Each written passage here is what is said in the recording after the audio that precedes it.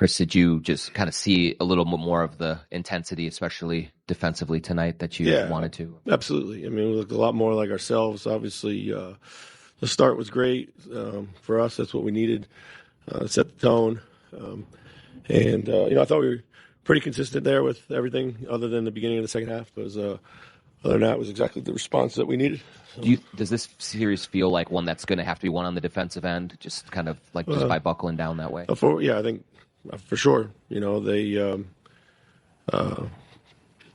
think both teams are really committed to defense.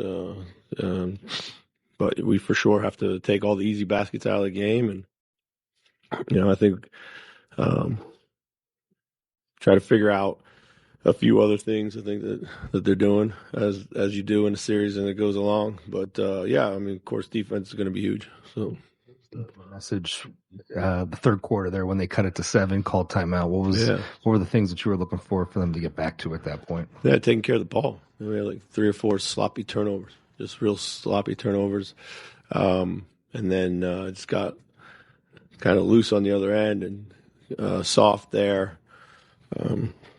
With some of our kind of communication and our switches. So, but mostly it was just turnovers, So, guys were frustrated, but we refocused pretty quickly. So Julius had, I think, 10 assists by the end of the third quarter. Just what did you see from him that enabled him to really find a good balance between scoring and playmaking tonight? Great all-around game from him, just what we needed. We've said that when he's playing that way, takes us to another level. Guys obviously made shots, but we generated really good shots, and that's the key. What can you consistently do? Consistently, we're able to get better looks, and I thought we missed a lot of good open ones too, but we were able to keep finding a rhythm. I thought we played with much better rhythm tonight offensively. Our spacing was better. I think that allowed us to see some of the plays that were to be made. So. Chris, do you just expect Ant to jump back up at this point? Yeah, this one I was really worried about, actually. I thought, there's lots of ways that being an elite athlete pay off, and, being able to shake those things off certainly is one of them. But this one I was really planning on not seeing him the rest of the game, to be honest with you. So, Chris, what did you think of Ant's offensive game tonight? Yeah, I thought he was good. I mean, he stayed patient. They threw a bunch of different looks at him, whether they trapped him, whether they boxed and won him at one point. They switched heavy on him. They tried to send him to certain parts of the floor. I thought he did a really good job. He stayed aggressive getting downhill. Got to the free throw line a little bit. Shot the ball well when it came to him. So I thought he played a really good game offensively within the flow of what we're trying to do. He had 5 assists, but probably could have had some more. So. Chris, you mentioned frustrations. Was there some with Julius in the third quarter there, and just like how was shaking it out there? Yeah, I just think just had to settle back down and play. And give him a minute to think about things and get regrouped. And he came back in and, was awesome. So 10 made threes and 40 points from your bench. What did they give you? Yeah, I mean, Nikhil was huge, of course. We really needed this game from him. We challenged him yesterday to be able to contribute like this, like he has all season. I thought those guys came in. Again, we got really clean looks for them. They were super confident and knocked them down, respaced the floor really quickly. Our bench was, massive, and we feel that's a strength for us. And when it, bears out like this, it makes us, that much tougher. So. You mentioned the quality of the looks there. What was better about the process of how you were generating? Our spacing. It just literally came down to spacing. I thought it was better. So. You and Mike both referenced multiple driving kicks. Yeah. You had a lot of that tonight. Yeah. You think that's one of the ways to generate rhythm? Yeah, I think rather so. than just having to be like a one kick out? I think they do. Well, they do a really good job of shutting you down on the initial kick outs. So a lot of times you have to try to, find another shot. they rotate so well and they cover so much ground quickly, and their fly around game is amongst the best in the league. So yeah, it kind of forces you to be ready to make another play. And then both game 1 and game 2, Jaden has been really, really consistent. It seems steady in terms of what he's doing. Is that? Mm-hmm. Yeah. Play? I mean, not a lot of rebounds or assists, but blocks and steals. Sure. Yeah. I mean, again, I think is Swiss Army knife defensively for us. So there's a bunch of matchups that he can take here that we like him on, and he just moves effortlessly, whether it's guarding a pick and roll, guarding the screener, guarding the handler, playing off, chasing guys. He just does it all so well. Yeah. So. What different preparation did you go through to get ready after a tough loss, and then also preparing to play like a rotation of 14 guys? Yeah, I mean, honestly, like it was just looking at the film and trying to recognize how poor we were and a lot of things that we talked about that we needed to do from a game plan point. We left game 1. We weren't even sure whether the game plan worked or not because we didn't feel like, we kind of put enough into it. And so we started there and, I thought these guys came into the series with a way different level of intensity than we did. So we had to, get that where it needed to be. And we knew that this was a pivotal game in the series. As these things unfold, every game kind of takes on a different meaning. But for us, this game was huge. So, recognizing that was important. Chris, you mentioned challenging Nikhil. Why do you feel like his production is so important for you guys? Yeah, I mean, well, first of all, he has the ability to do a lot of different things, and a lot of it for me starts with his ability to knock down shots. I think we just, we needed him to just take a deep breath and just kind of stay ready and confident. I thought he had turned down some shots, over the last few games. We can't have that. And then everything flows from there for him, his creation, his ability to attack the basket, all that.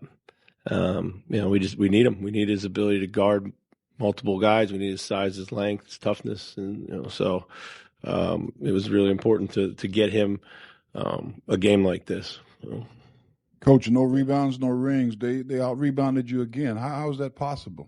Yeah, I mean they beat us to a lot of long rebounds on the offensive glass. So something we got to continue to to look at. Yeah. Chris, you've mentioned before that Jaden his offense has been a measure of ball movement. But is that something that Nikhil has kind of maybe slid into? I'm sorry, I missed the beginning of that. That Jaden. Yeah, you mentioned Jaden's offense before has been kind of a measure of flow and ball movement. Is that something that Nikhil has kind of eased into a little bit? Yeah, yes and no. I think everybody benefits when you have good ball movement, you have really good flow. I think with Nikhil, we play him on the ball a lot. And for that, I think it's just, keeping it simple, getting us into our stuff, and then staying ready just to play his game when the ball comes back to him, which hopefully it does. Then after he makes a few plays, then he can be a little bit more aggressive for himself. You see that. But yeah, I think both are true. I think he's definitely plays better when we have a good flow, and he's not looking to have to force himself into the offense. But thanks.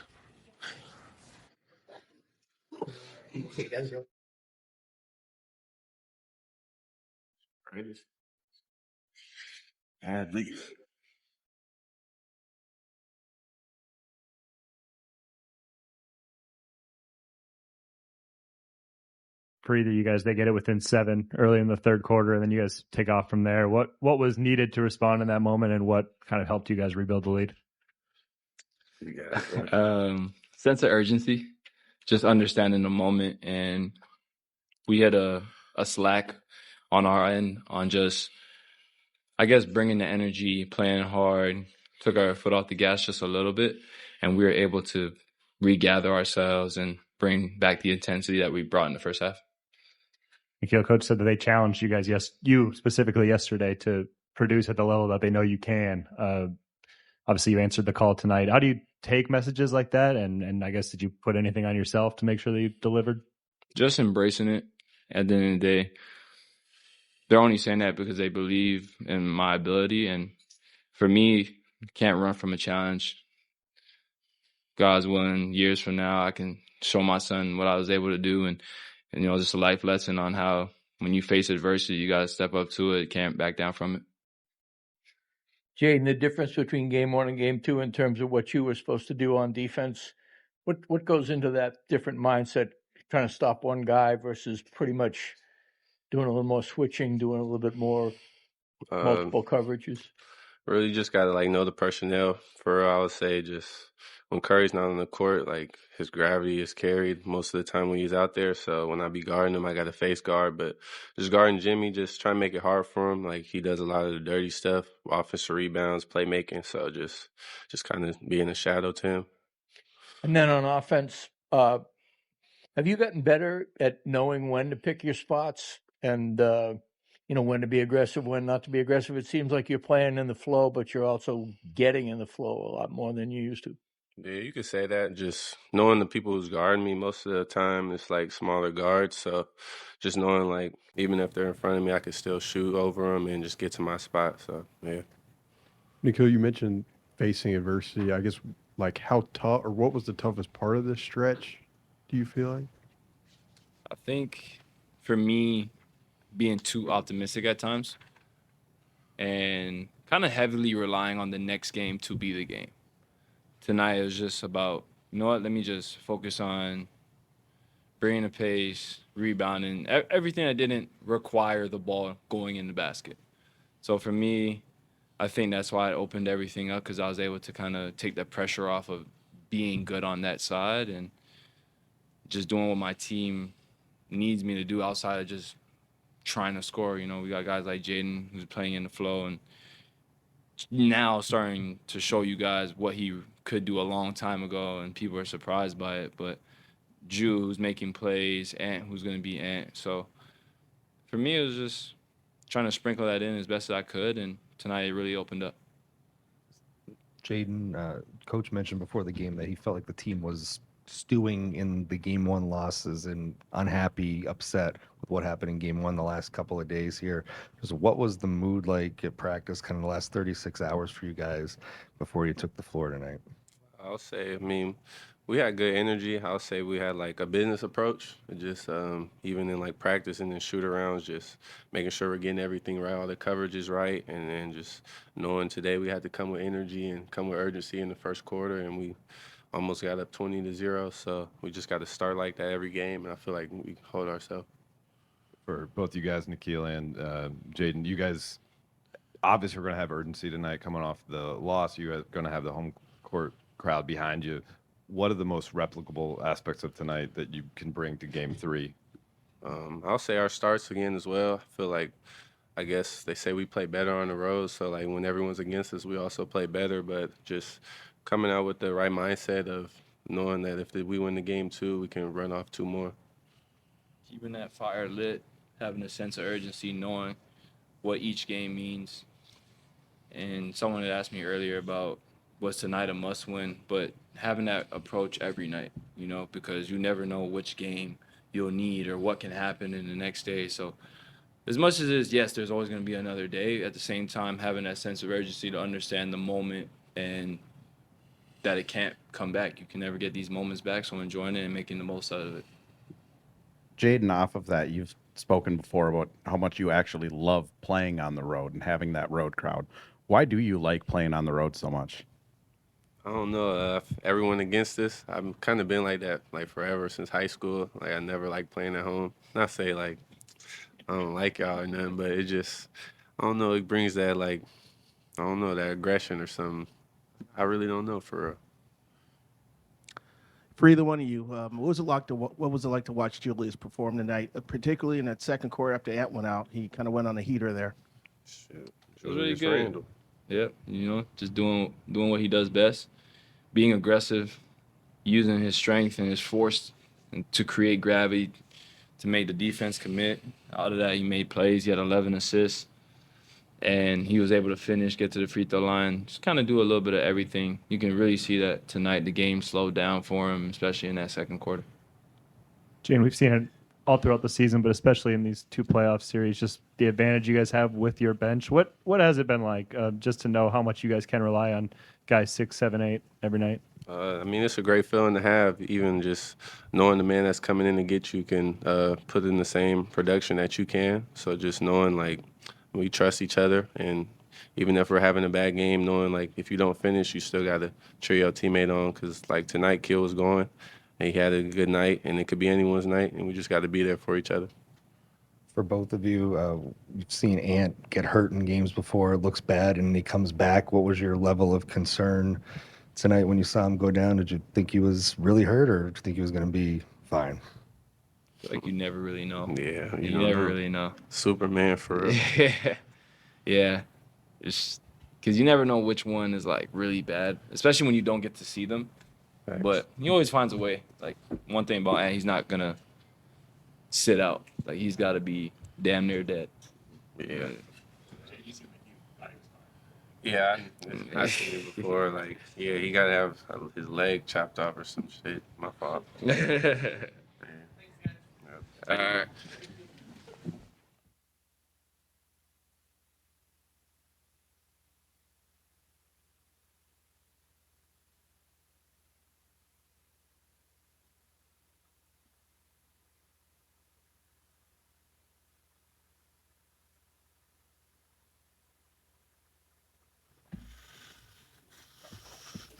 And then he did. Yeah.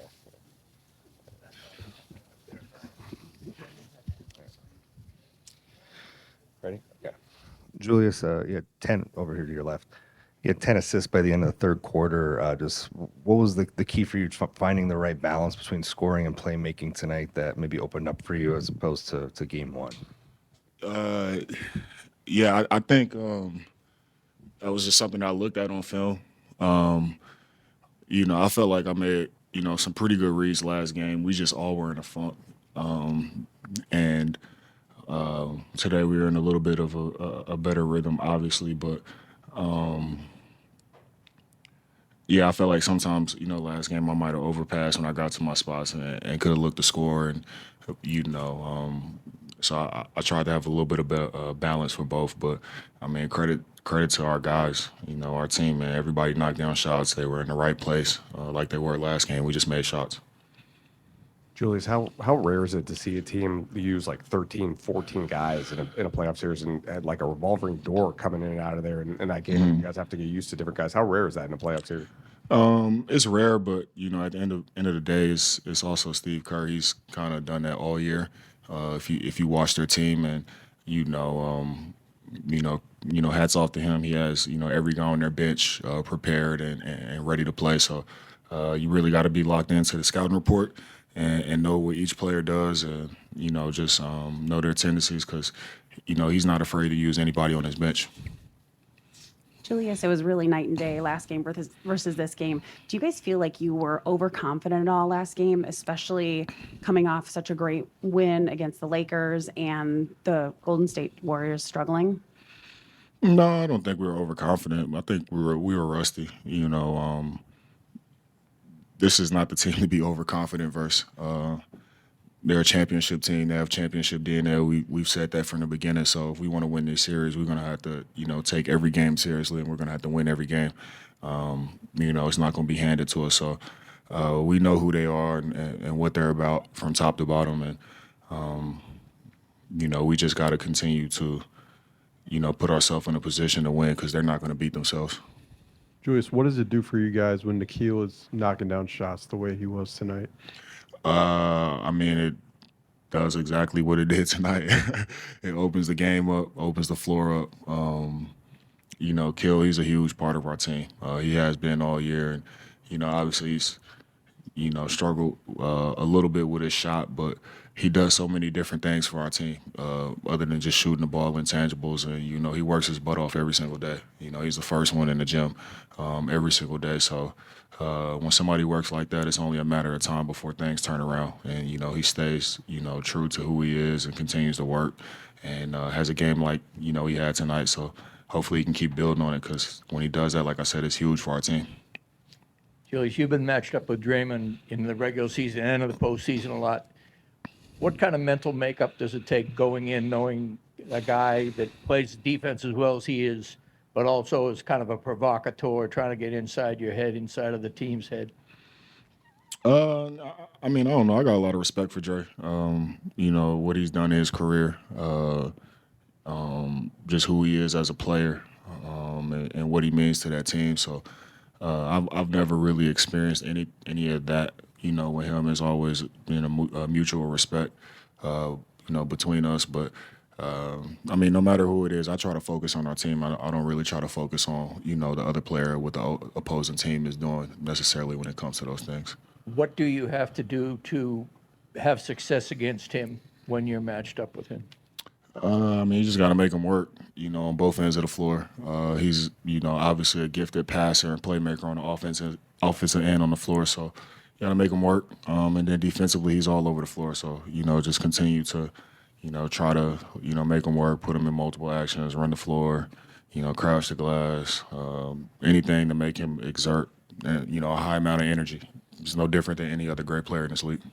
Julius, Coach Finch said before the game he felt like the team was stewing in game one, as in unhappy, but he kind of liked that you guys were. What was kind of the last just 2 days like, mood-wise, going through practice, going through shoot-around, and the way you guys wanted to bounce back tonight? Yeah, he cussed us out pretty well. Yeah, he was unhappy, and he let us know he was unhappy, and we felt that. But we were pretty motivated as a team, and the thing I like about Finch is personally for myself, he can coach me hard, and I might not like it in the moment or whatever it is, but like I love that he can challenge me like that. The other day we were in the film room, he challenged me multiple times on things that he saw from an effort standpoint. So I want to make a point to come out and prove and play with a high amount of energy, high amount of effort, and respond to that challenge, and not really necessarily take it personal. Yeah, absolutely. I just had to get that out. I had to get that out. For me, like being frustrated. Obviously, he was frustrated. Start the quarter myself personally for with 2 turnovers and. Whatever was going on with our team. And, me being a competitor, I want to stay out there, kind of right the ship. But, it didn't necessarily go like that. But, I was a little hot. But, just for me personally, that's just another way that he challenges me. And, I wanted to come back in when I came back in and just channel that energy for a good way and a positive way for our team. And, that's what I tried to do.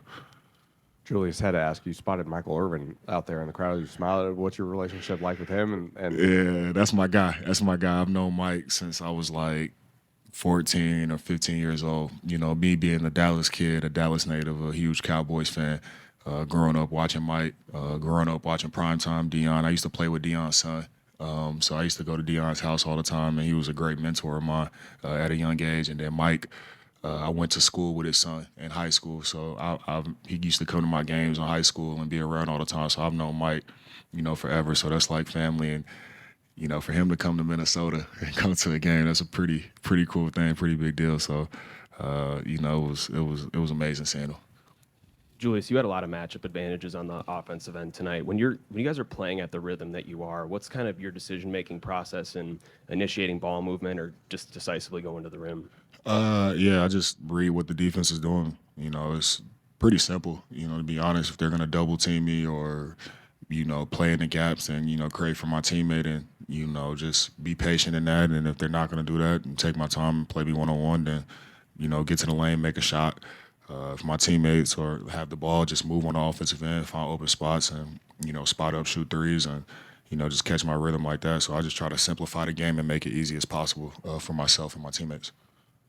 Julius, Ant was talking about the effort and the energy that Mike Conley was playing with. He set the tone tonight. Can you just talk about what that means to get that type of energy and tone setter from, the lead vet on the team and just what it basically, exudes? Because he's been on the court, he's making all the plays. Defensively, he's over there yelling at you guys on the bench. he's getting into it. What does that do for you guys mentally and physically? It's great. It's great. He's to be 50 years old and still come out and and defend and play with the effort that he does. And I've talked all year about the leader that he is for our team and how he just kind of keeps us balanced. Him, Joe Ingles. Those guys are like guys that like you don't necessarily. It might not even show up in the box sheet, and might Mike, it might not necessarily show all the time and numbers and all that different type of stuff, but who he is for our team as far as a veteran, how he's able to, pull me to the side, how Joe's able to pull me to the side in a moment like that when I'm frustrated in the third quarter and, keep me level-headed, let me get my frustration out, but keep me level-headed and know that, all right, when we get back in the game, like, go to work, and, keep the main thing, and, he keeps me focused. So, like, those guys are huge for our team, and a lot of the stuff that they do goes unnoticed, or you guys, because you're watching the game, you might not necessarily know, but, behind closed doors, on the bench, on the plane, like, those guys are huge for us. Yeah.